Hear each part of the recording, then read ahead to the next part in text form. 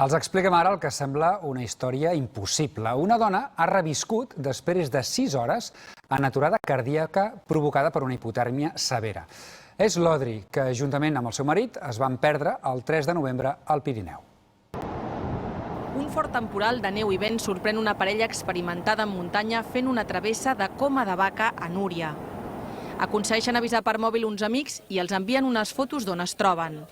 Aquests truquen al 112 i comença l'activació i coordinació de multitud de professionals d'emergències per intentar salvar la vida de l'Audrey. I thought she was dead because I was trying to feel for a pulse, my fingers were also numb, so I wasn't sure if it was my fingers, but I couldn't feel a breath. I couldn't feel a heartbeat. Després d'una intensa recerca, l'helicòpter dels bombers d'actuacions especials els localitza. No poden aterrar pel mal temps. Tenen només una oportunitat per treure'ls d'allà. Ens trobem l'Audrey completament immòbil, inconscient i molt rígida. La temperatura de l'Audrey en aquell moment és de 18 graus. A terra n'hi poden començar amb les maniobres de reanimació, però no respon.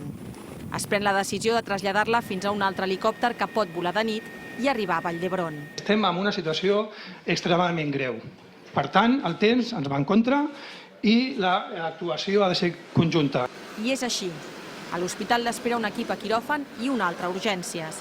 Quan arriba li apliquen l'ECMO, una tecnologia que permet oxigenar els teixits i que pot suplir la funció del cor o dels pulmons. La hipotèrmia gairebé la mata, però alhora també la va protegir. No la vam rescalfar del tot, de fet, la vam mantenir encara amb una temperatura algo més baixa de la normal per seguir protegint el seu cervell durant 24 hores més i passades aquestes 24 hores la vam rescalfar per complet. Més de 6 hores després de ser rescatada, el cor de l'Audrey va tornar a bategar i 11 dies després li donen l'alta. I aquesta és l'Audrey un mes després. Amazing. It's like a miracle, except I think it's all because of the doctors. Es troba bé i, tot i que encara té mal a les mans, espera poder tornar a la feina la setmana que ve.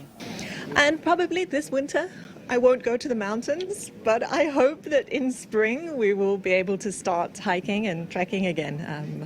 I don't want this to take away that hobby from me.